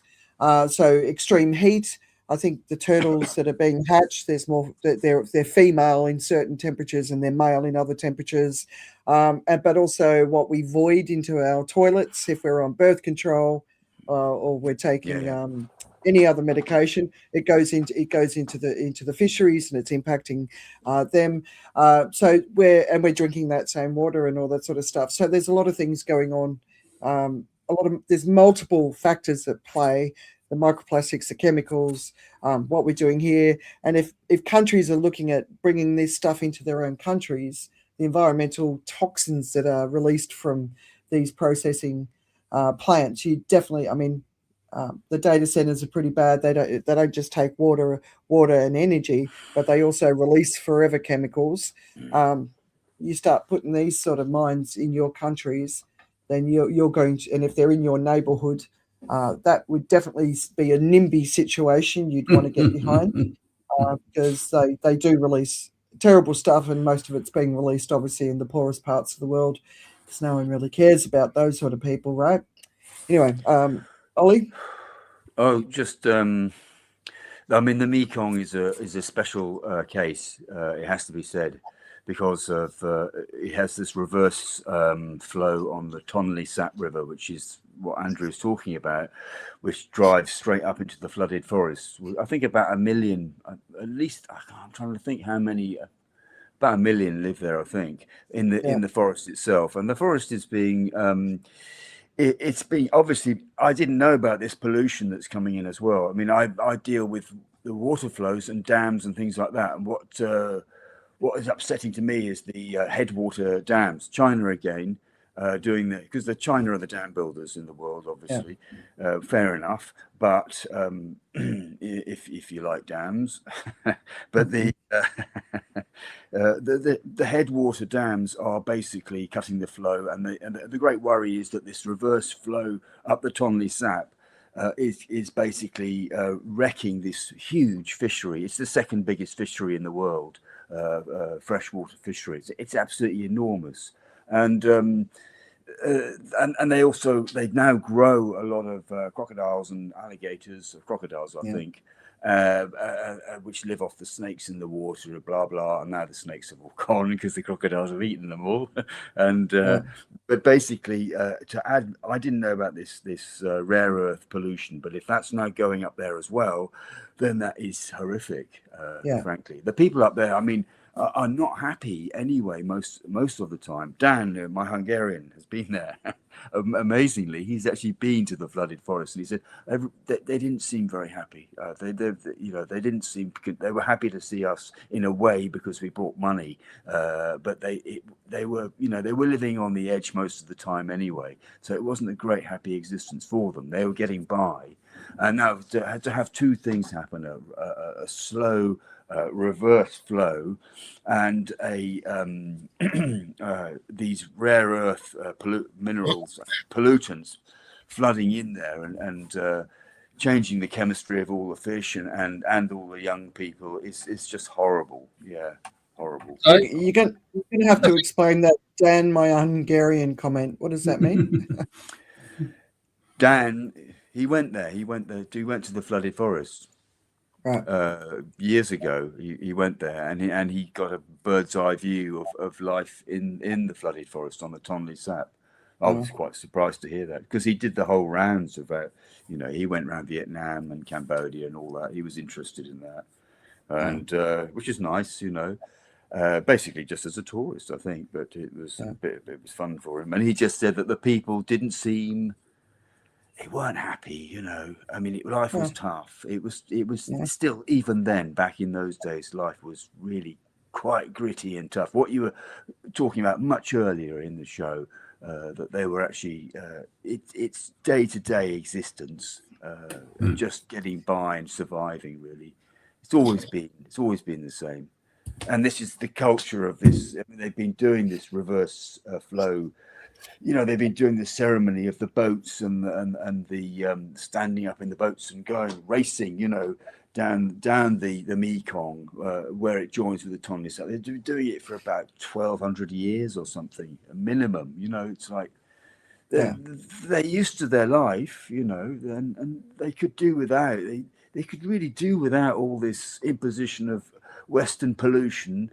And well, I say Chinese, but it's just the regional Chinese energy requirements. Putting dams, because you can put a dam on a headwater in your territory, you'll do it, even if it does screw everything up for everybody else. It's not right. I think on rare earth, I think it's worth pointing out, kind of. The US was a leader in production, and then they dropped out because it had these radioactive toxic spills. And so the cost became too much and gave up its lead in that way. And it's now trying to bring back. And everybody talk about critical materials, critical minerals, and how they have to ensure their own supply of it and the mining of it everywhere in that way. two radioactive materials, two radioactive elements are concentrated in the mining, but not enough that you can really use too much about it. It's just enough to be a bit of a pain in that way.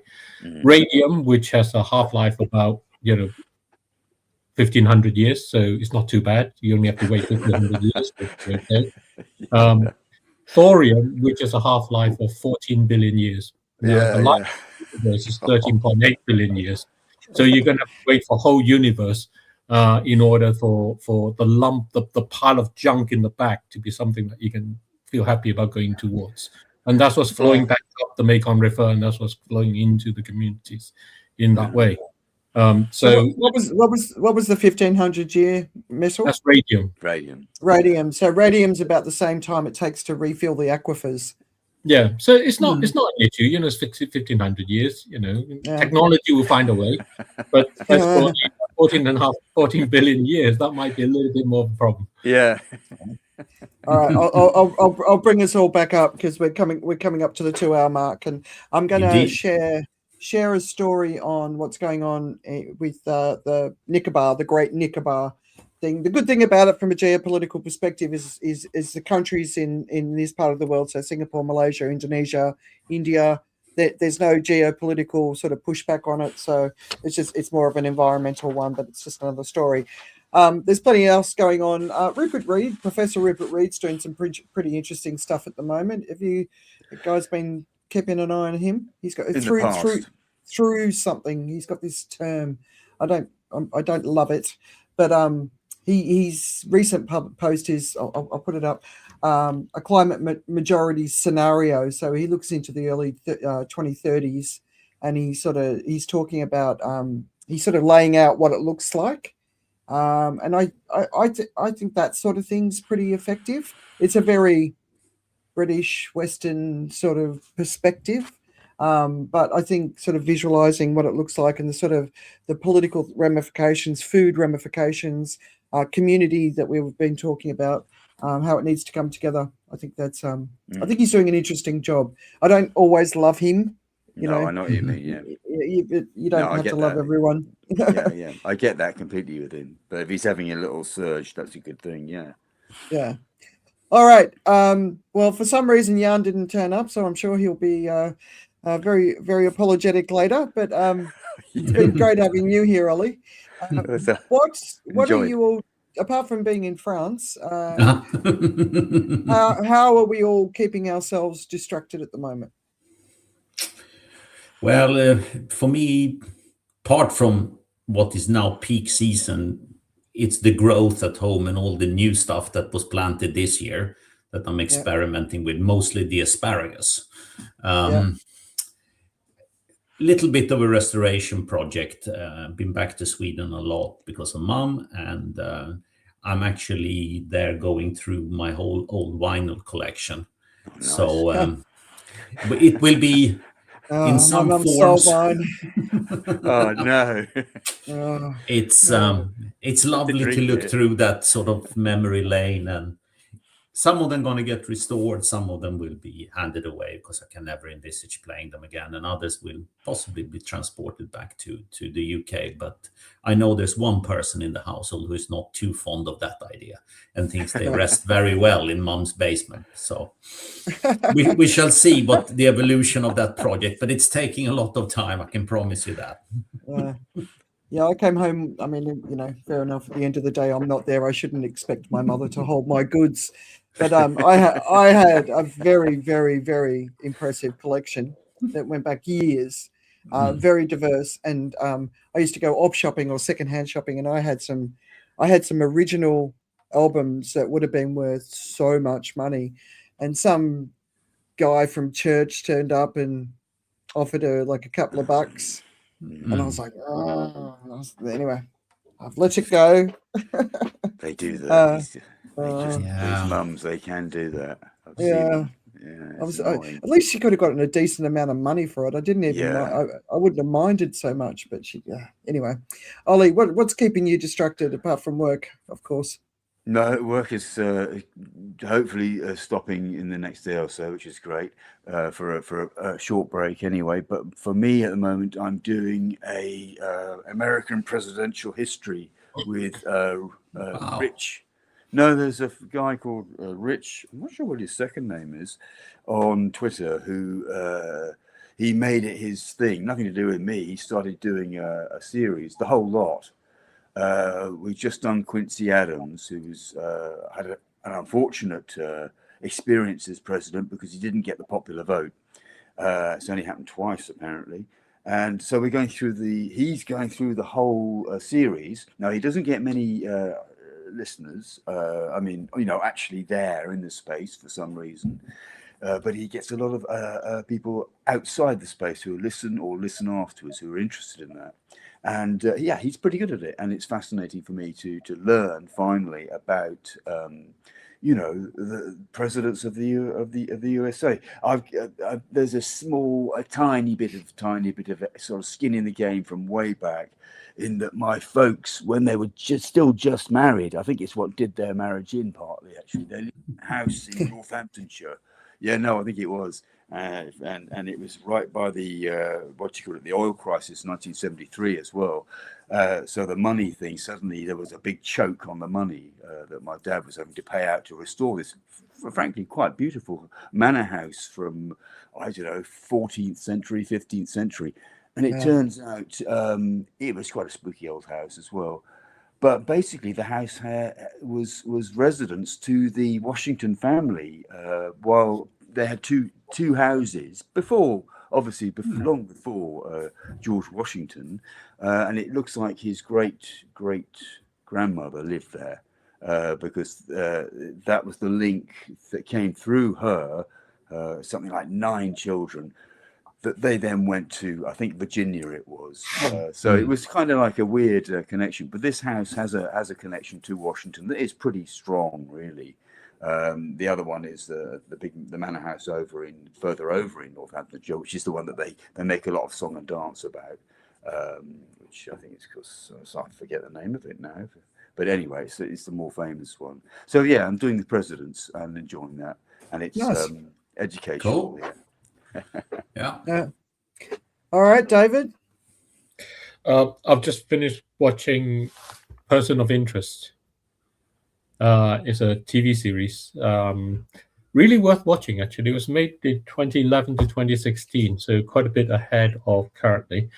And ultimately, the plot revolves around super artificial intelligence that initially starts off as pointing out where there might be premeditated kind of murders that are about to happen or happen, and the people don't know whether it's a perpetrator or whether it's a victim, and they go along and they try to prevent it from happening.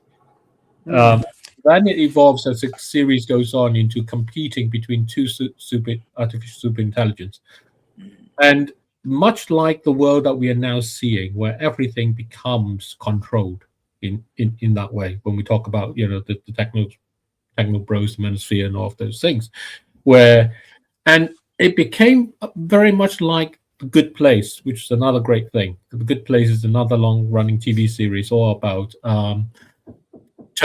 turning moral philosophy into kind of good entertainment in that way. And ultimately, what this boils down to, because these are super intelligent beings who recognize that people are kind of pretty shit in what they do in that way, ultimately comes down to a very simple question: is it right to kill you just so that some other people can live better lives? And you have these two super intelligent machines along, people acting as their agents along the way, one on one side of that question and the other on the other side of that question. So it's well worth watching, especially in the context of what we're actually facing into today and what it means. Interesting. Well, I've been building a lot. I've been doing it's kind of crazy what I'm doing, but one of the things I've built is called the Overshoot Challenge. So I'm going to send it to you guys just to get your feedback before I go live. But it's 250 actions we can all take. So it's basically, the idea is pick one, do it, Mhm. pick the next, do it, and it sort of covers all the things. So that's one thing. But the other thing, I'm just going to show you. I've been doing the weekend reads and a news page for a really, really long time.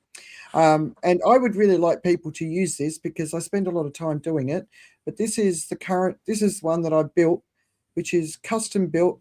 Yeah, there you go. It's custom built, and that's one of the great things. Finally, I can do it my way, and it's only in English. But basically, as I read, watch, listen to things, I put it up there, and then across the top are all those little categories. So I store, the things that matter. So there's a manosphere section, there's a tech bro section, there's a polycrisis section. So it will appear in the news, but will also go into those categories. So you can look at it for later. So I'm just going to put it up here. The website is the World News, thepolycrisis.com. I don't get anything for it. I just do it because I believe in literacy, and I think it's really important to know what's going on across the world, but also across multiple media. So that's why I do it. So please, you can save it to your phone as an app. Have you guys done it yet? No, not yet. Is it? This is a replacement for the other ones, right? Yeah. Good. So I did actually enjoy the news brief. Was really good, actually. Yeah. I still do the weekend reads because that's good. What I do there is say, this is good to read, this is good to read, this is bullshit. Yeah. So I sort of summarize what's going on just to draw people's mind to what I think is important. But I'd appreciate that. And if you're wanting to watch something completely inappropriate but very, very funny, I would recommend Balls Up. Mark Wahlberg. And Sacha Baron Cohen is in it, and he plays. He's got another thing coming up, which I think looks really interesting. Have you guys seen that advertised? Yeah. I've seen the ad for it. I've seen the ad for it. Yeah, I haven't seen it. I can't wait for that. Yeah, but anyway, he's in there, so it's called Balls Up. It's very inappropriate. It's about a condom that you can also put your balls in. Yeah, obviously, yeah. Yeah, and Cameron. It's so bizarre. The whole concept of the story is so bizarre, and then But anyway, if you want a distraction, that's a good one. And new Ted Lasso 2 is coming out, which I'm really excited about. Not till August, and he's going to be the coach of the female team. So that's something to look forward to. Yeah. All right, so excellent. Good job. Just over 2 hours, but mainly on not too bad. About here. We did well. Please send link. Okay, let me grab it now while people are still here. But it's just World News. It's World News, thepolycrisis.com. But I put a lot of work into it, and I just really appreciate absolutely use it, because otherwise it's just like, what's the point? So I do a lot of stuff like that. Anyway, and you put it in the link. You put the show, Andrea. You have it on LinkedIn. You have it on what do you call it? On YouTube. You seem to have it on Facebook, and you seem to have it on somewhere else. Is that possible? You can't put it on. You can put it on. Yeah, so it's on multiple channels on Facebook. David's as well, not Richard, because I don't think you're on Facebook. No. It's on LinkedIn, YouTube. Where else? And does another it go one. On? There's a few. Blue Sky. Yeah, but I put it as a YouTube link on Blue Sky. Oh, right. So it depends on what StreamYard sort of accepts. Yeah. Trying to get the word out. Commendable. All right. Happy long weekend to everyone who's enjoying one. And my other distraction. My son's finished his first IB subject. He's got 4 more subjects to go. So excellent. There you go. That's also keeping my attention, which is why Joe's not here and I am, because I've got to crack the whip at home, right? Yeah. Oh, yeah. All right. Nice one, See you guys. Bye. Right. Bye. Have a good weekend.